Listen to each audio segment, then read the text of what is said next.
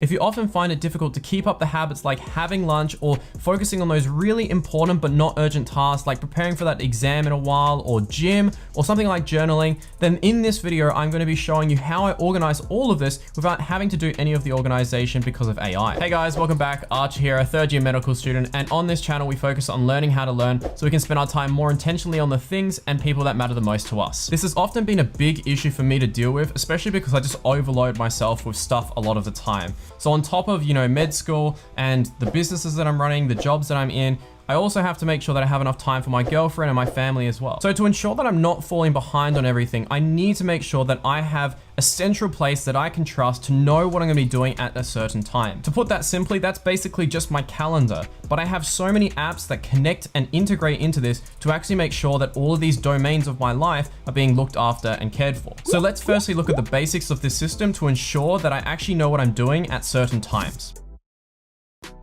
So this all begins with having that single source of truth, which is the calendar for myself. If we take a look here, this is just a view of a few weeks from now where things are a little bit less busy and haven't been fully organized just yet. But this is like the minimum, assuming that I wasn't working or doing anything else outside of university and the little jobs that I'm doing. So you can see already that it's getting filled up quite a bit. But what you can notice is that in this application here called Reclaim, this is the application that actually makes sure that all these certain tasks that can move around will happen at the best time for me. To ensure that your calendar is successful, it really comes down just to two things. Number one is ensuring that you have events blocked into it. And number two, that you time block things that are kind of not these non-negotiable events that you have to attend and put them in where you think it's going to suit best for you. This means when you're going throughout your day, you're going to know what's coming up and you're going to be prepared for what's coming next. Now, also, I spend a lot of my time looking at the weekly view because if I'm not going to get something done on a certain day, I need to know how that's going to impact every other day for the rest of this week. So if we dig into that a little bit more, you can see from here, I've got all of these yellow events.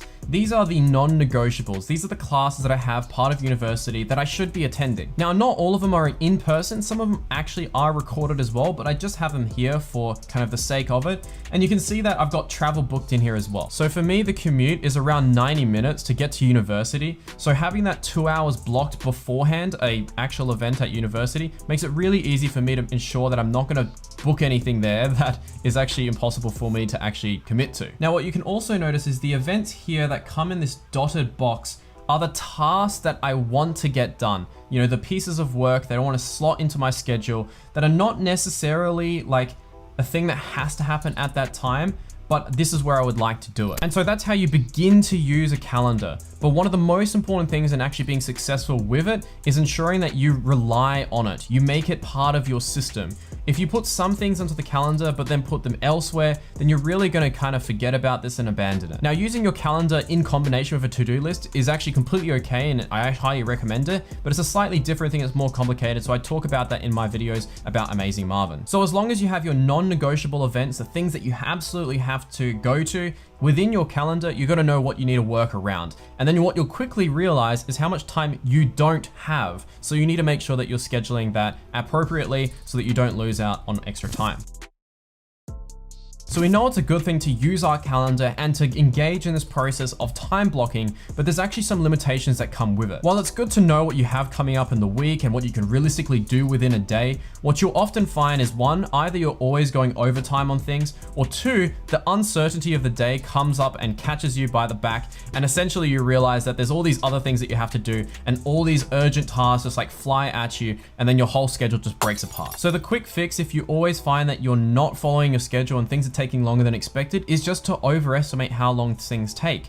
You should schedule out your calendar like it's gonna be the worst day that you could have. And that means that your schedule can become that single source of truth if all things go loose. Now, if you end up having more time, you can finish tasks early and move on to the next task even earlier. There's no problem with that. But if you're being too optimistic with your calendar, then as soon as something goes overtime, everything's just gonna break apart and you're not gonna look at it and you're gonna give up on it. So the problem is that the day really never goes perfectly. And so those really important but not urgent tasks, like for example, going to gym, are just gonna get pushed back and pushed back all of the time. So what you might notice here is that I've got exercise booked in at 5 to 6 p.m. after I've traveled home from university. But the problem is that if I travel for a little bit longer or I spend more times with friends at university, that time block is at a huge risk of just being overridden. So how do I kind of keep track of everything to ensure that I'm keeping up these habits to a certain frequency and making sure that I can also move things flexibly when things get pretty hectic? So that's what I want to talk about by getting deep into how I actually use Reclaim.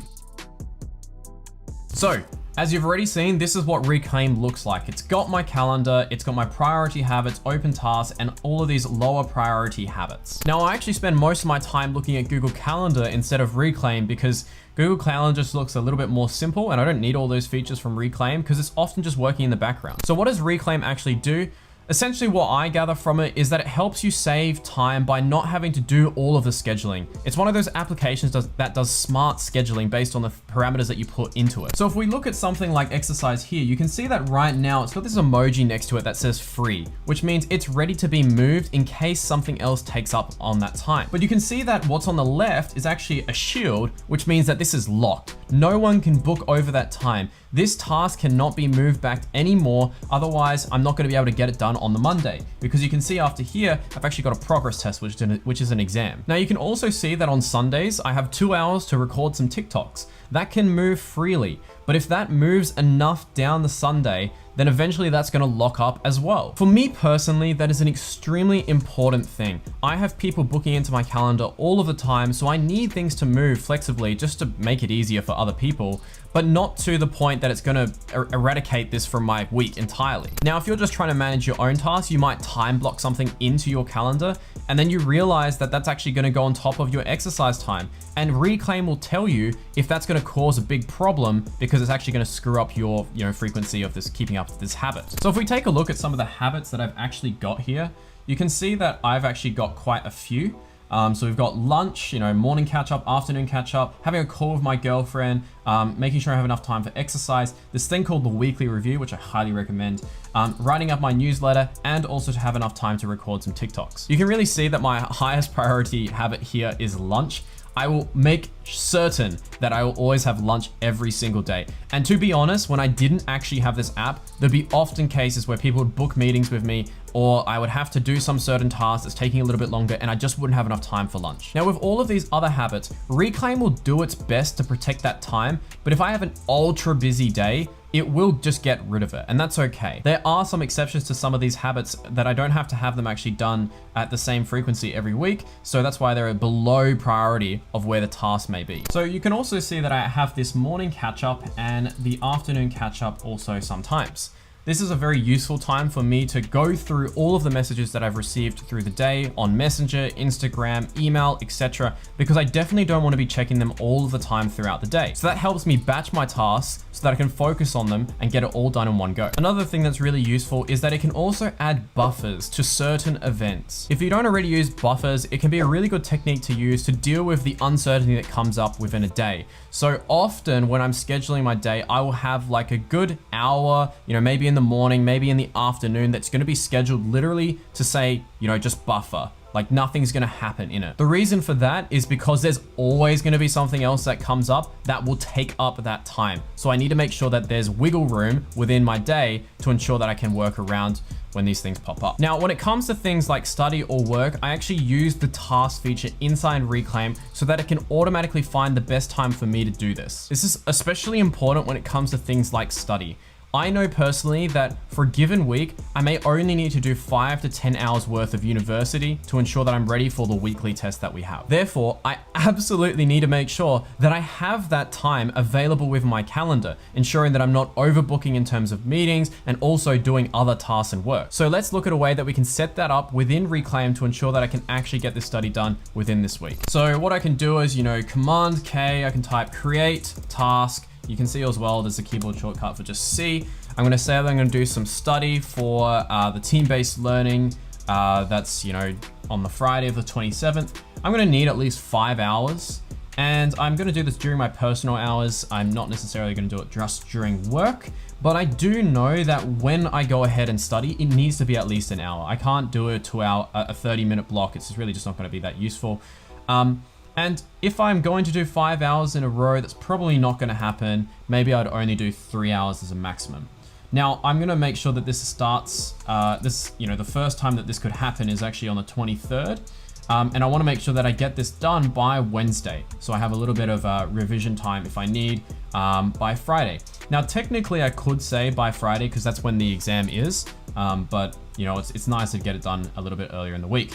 There's some extra features here. So, Reclaim is often used for people who are professionals and might share their calendar with other people. And so you may not want other people to know what you're specifically doing. You just want them to know that you're busy. Now, I share that with a lot of people as well. So I can click save on that. I mean, you can change the emoji, but that's not really useful for us. We'll click save or, command enter to do that. And then it will schedule it in. So you can see now that it's in my calendar for basically 7:30. I wake up at 6 a.m. anyway, so this is actually a decent time for me. And then we can just basically look at the options that are available for it. So, we can edit it, mark it done. You can track time if you really wanted to.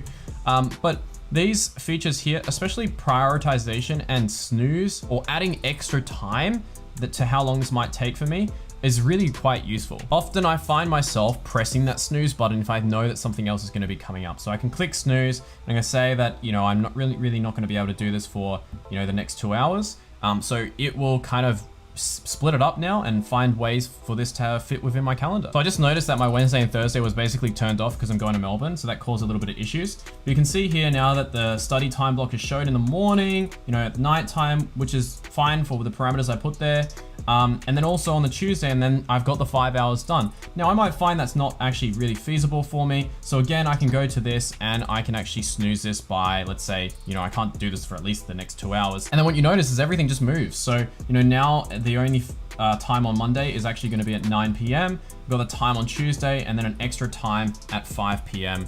on the Tuesday. So it's actually really, really useful, including the ability to add time. And when I add all those tasks in, I know that it's gonna all fit within my calendar perfectly, so I don't have to worry about missing out on something halfway through the week and, just fretting over its urgency. And then every weekend, I can kind of take a quick look at the stats, see how I'm spending my time, spending my life, and see if I wanna make any changes to ensure that I'm living the life that I wanna be living. So this is the end result of what my calendar may look like before I add in all of the tasks, and essentially I can just sit back and just do all the work. There's a lot of it, but I don't really have to worry about all of the scheduling, and that makes things way, way easier and less stressful. I hope you enjoyed this video. If you have any questions about how I use this, feel free to let me know. I can make another video. And if you haven't checked out my video on how I use my to-do list on Amazing Marvin, make sure to check that out as well. Thank you guys for watching, and I'll see you guys later. Bye-bye.